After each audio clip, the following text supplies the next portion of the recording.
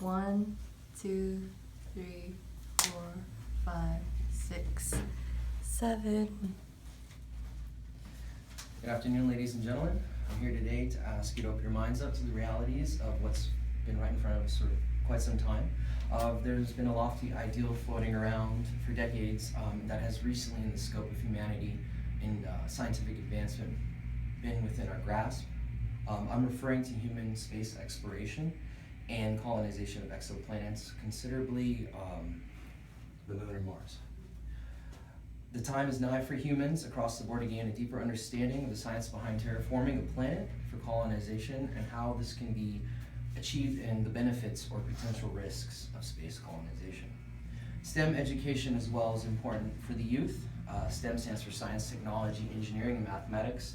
And it's the most important aspect, I feel, in cultivating engineers, scientists, astrophysicists, aeronautically trained pilots, and astronauts for the near and long-term future.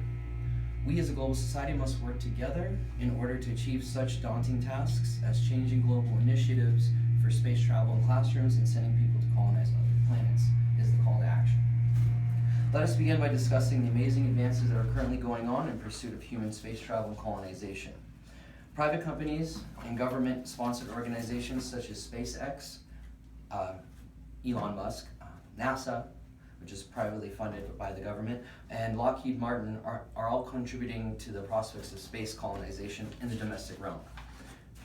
SpaceX is a privatized space transportation and rocket launching company ran by futurist and visionary Elon Musk.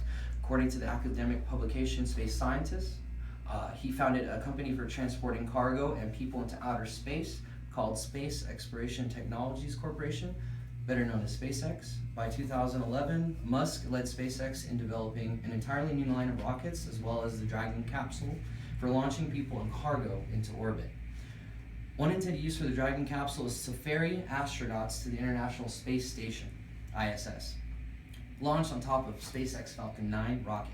Basically, his contribution to space travel and colonization effort currently is that his privatized company aims to make space travel more affordable and hence more people and cargo per trip, equaling faster exploration and colonization rates. NASA. In an article published by American Scientists March 2000, NASA radiation biologist Robert Richmond inscribes, "One significant reason for the surge in optimism is a series of discoveries suggesting that extremophilic organisms, those that thrive under extreme environmental conditions, may be uniquely equipped to serve as vectors of change on Mars's inhospitable surface." Among those promising organisms is the bacterium Dinococcus radiodurans, which has been found in many types of soil and on such as unappealing spots as animal fecal material and sewage systems. The article continues to state scientists are now working to genetically engineer the bacterium to perform work that humans cannot. Basically, after all, Richmond says, you must always think of organisms' utility in managing a habitat, an ecology, or ecosystem. You have to put the bug to work for you. Because it could successfully withstand high levels of oxidants found in the Martian surface, D. radiodurans might be engineered to detoxify the soil, end quote. This is quite promising news 16 years ago regarding terraforming the soil organisms for humans and other natural organisms that exist here to survive on other planets. Lockheed Martin has recently initiated a program across the United States called Generation Beyond. According to the press release of their website and official reports from NASA and the US government, Washington, D.C. on April 15, 2016, quite recently, Lockheed Martin had recently launched Generation Beyond, a first of its kind national educational program to bring the science of space, technology, engineering, and mathematics, STEM program, into the next generation of innovators, explorers, inventors, and pioneers to pursue STEM careers within the classroom, starting at 6th grade.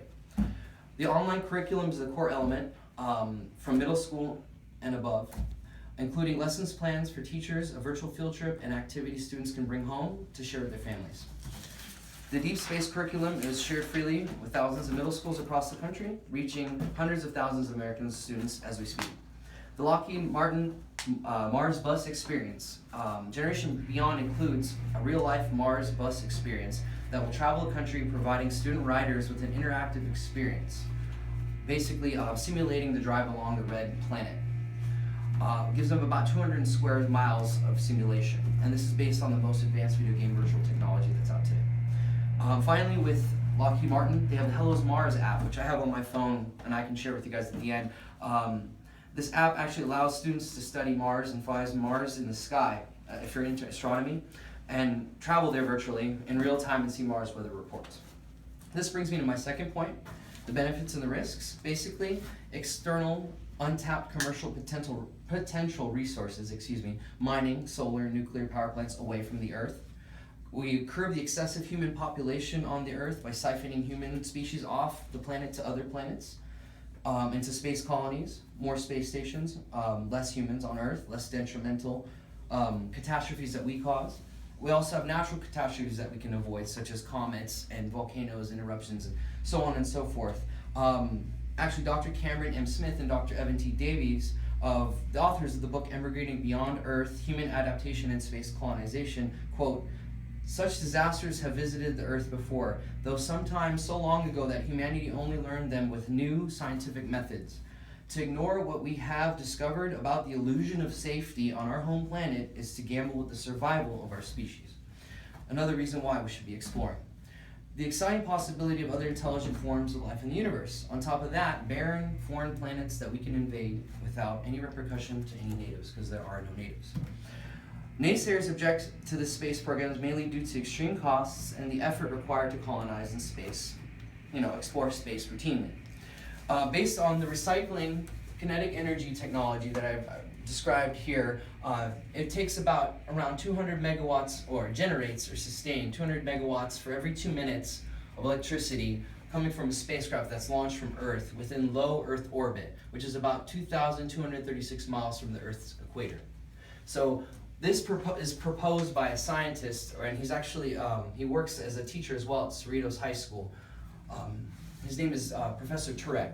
Basically, what it says is that we use kinetic energy from an arriving spacecraft to power a mid-space recycler, which either operates in low Earth orbit or further away, that powers from kinetic energy to electricity into kinetic energy to the departing spacecraft to another recycler further away, so on and so forth, up to 8 partnering spacecrafts, and it can electrically launch about 26,000 kilogram payloads before long sustained 100 megawatts can be achieved on a space colony alone with space stations. So basically this diagram is showing how we could remove ourselves from rocket fuels and one day make space travel and deep space travel a possibility without having to consume rocket fuels and the costs, lowering the costs. Moving on from the benefits to outweighing the risks, thanks to technology and the prospects of colonization and exploration, let's dive into the backbone of how all this can be achieved for generations to come. The most important thing is STEM education, being a requirement in all classrooms and initiatives currently being undertaken by organizations. It is crucial to the ecological aspect of colonization of other planets. STEM classroom initiatives and affordable space travel, already mentioned previously by NASA, Lockheed Martin, and SpaceX have already been covered. The furthest we must go is encourage students to pursue difficult STEM fields that many stray away from currently. But there wasn't such awareness in the last few decades. Now there is such an awareness, and there needs to be further awareness with future administrations, especially our president and the educational initiatives that have been going on in the last couple years. What parents can do now is enroll their children and prepare them into space, for space travel and colonization with STEM-approved courses at the earliest age possible in elementary, middle, and high school, and prepare them for above-salary careers on and off this planet. To quote Space Exploration Trumps and Tragedies, there are several positions in the civil NASA workforce: scientists and engineers, technicians, professional administrators, and clerical workers. The WICN, the Workforce Information Cube's NASA, or workforce data conglomerate, also indicates that most NASA workers have college degrees. Approximately a third of the workforce has advanced degrees beyond the bachelor level. Scientists and engineers, of the average NASA salaried employee, is about $98,000 per year. NASA astronauts are also considered civil servants and are subject to federal pay scales. NASA is quoted in the article they released dubbed "Astronaut Selection Paraphrased in Space Exploration." There are 15 GS pay levels ranging from the lowest GS1 to the highest GS15. NASA's mission specialists fall within grades GS11 through GS14, depending on their education, experience, qualifications. In 2008, these grade scales covered a salary range between $59,493 and $130,257 per year. So it's quite a bit, so if you put some time into it. Active duty military personnel selected to be NASA astronauts remain on the military payroll during their assignment, so that's double pay if you're in the military as well. Driving my main point home and bringing it to a conclusion, it takes a larger, well-organized, and educated global populace to achieve such daring goals relatively soon within our lifetimes, and our children's lifetimes, as they will be the pioneers and colonizers of the future.